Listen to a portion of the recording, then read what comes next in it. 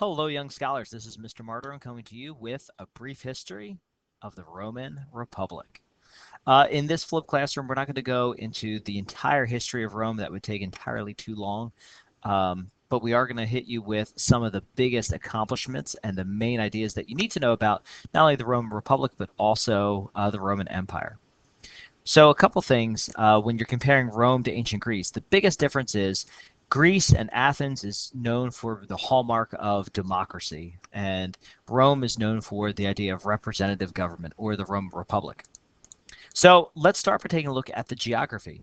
So where is Rome located? Well, Rome is located on the Italian peninsula, seen here, and it's at the center of Europe.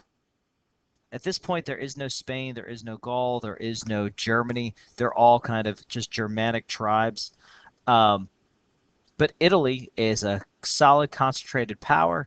Its geography, since it runs north to south, puts it in the center of the Mediterranean Sea, which is awesome because it makes it good for trading with the Middle East, trading with ancient Greece, trading with North Africa. Additionally, Italy has mild climate, rich soil, which makes it great for farming.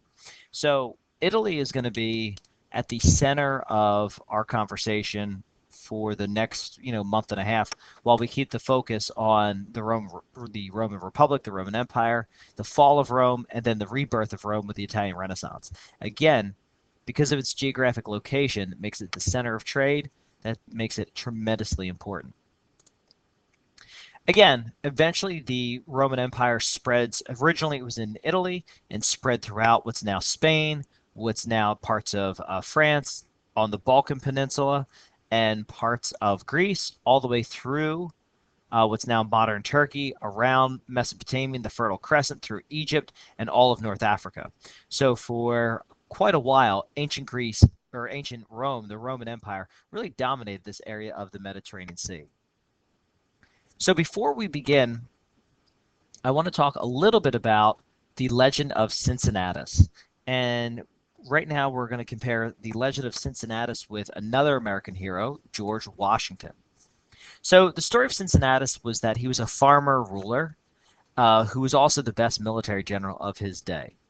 When Rome came under invasion, he put down the plow and was recruited by the Roman generals to lead the army, which he did. He was a brilliant military general.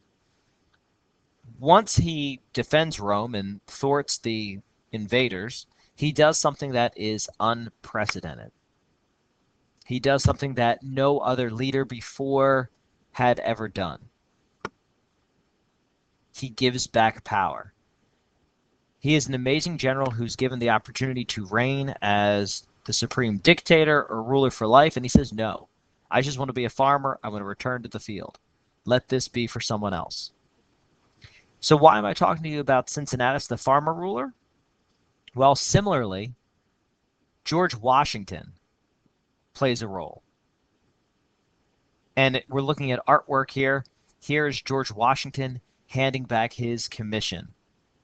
George Washington has been known as kind of the American Cincinnatus because when he was leader of the American army after the defeat of the British, he was offered command of all the armies, and he was basically offered to be the dictator of the United States, the king of the United States. And he said, no, that's not for me.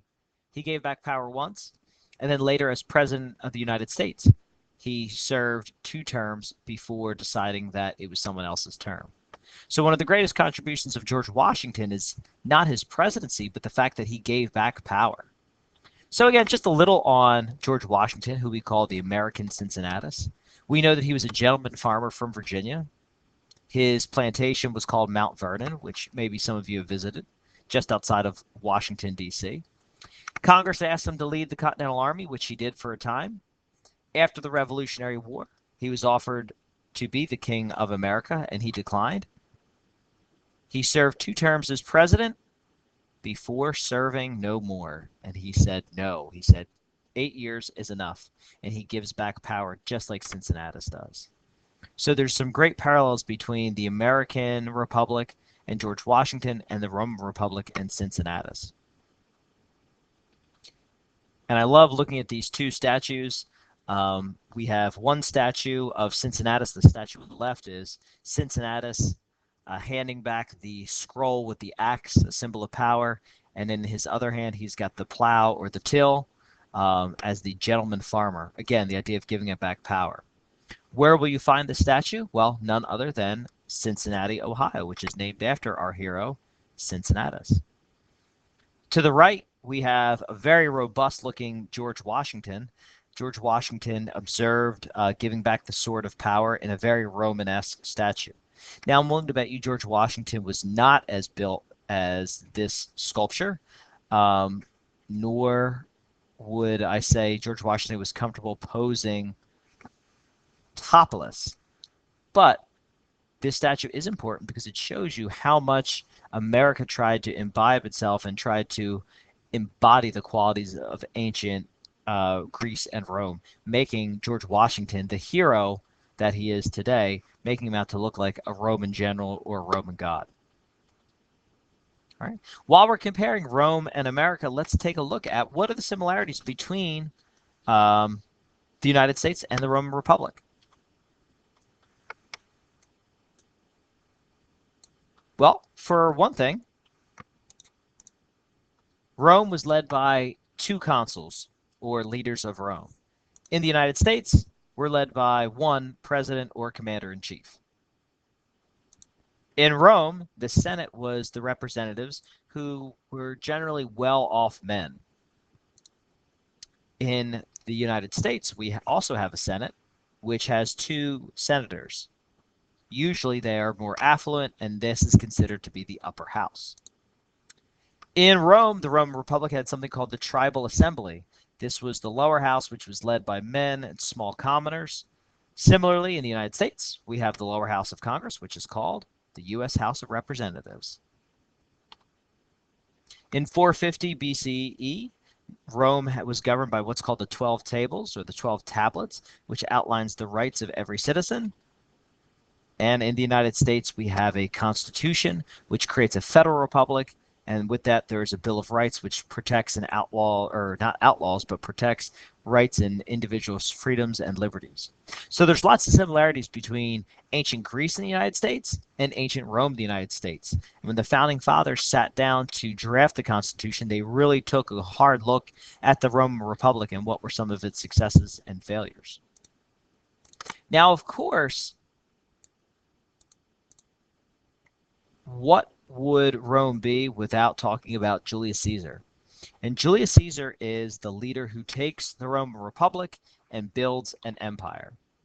So Julius Caesar he's part of what's called the Great Triumvirate, which is a series of three rulers. So one ruler occupied this area up here, what's now France. Caesar occupied what's in red, and then another ruler occupied what's now the Middle East and modern North Africa. He consolidates power to become dictator for life. He gave jobs to people in government.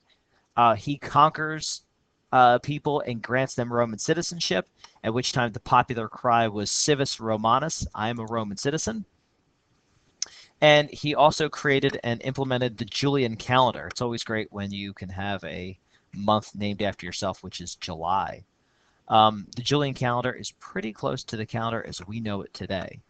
So Caesar is the antithesis of Cincinnatus. Cincinnatus gives back power. Julius Caesar consolidates power and wants more of it. He cannot have enough. Some people have compared him to Alexander the Great. I don't know if that's necessarily a fair comparison. So what happens to Julius Caesar? Well, some people in the Senate thought that he was gaining far too much power. And as a result, he was considering abolishing the Senate entirely. So on the 15th of March in the year 44, he was killed by a small mob. And this was made popular in the Shakespearean play Julius Caesar, at which time the senators took turns beating him up and stabbing him, at which time his friend, another ruler by the name of Brutus, stabs him and delivers the fatal blow. And it's alleged that the dying words of Caesar were, "Et tu, Brute," which is Latin for "and you, Brutus." And with that, Caesar dies. But not to be sad, because that gives rise to Caesar Augustus, Julius Caesar's nephew, who is named Octavian, he becomes the undisputed ruler of Rome, and in 32 AD names himself the magistrate one and the first true emperor of Rome. So, why is Caesar Augustus important? Well, from the year 40 to 27 BC, or excuse me, from 27 BC to 14 AD, so for a period of 40 years, we enter what's called the Pax Romana. And you want to highlight or underline that because that's really important. This is known as the Golden Age of Rome. And this is when the most important technological advances of Rome come into play. And I'm going to talk more about the Pax Romana and the legacy and the decline of Rome in part 2 of our conversation on the Roman Empire.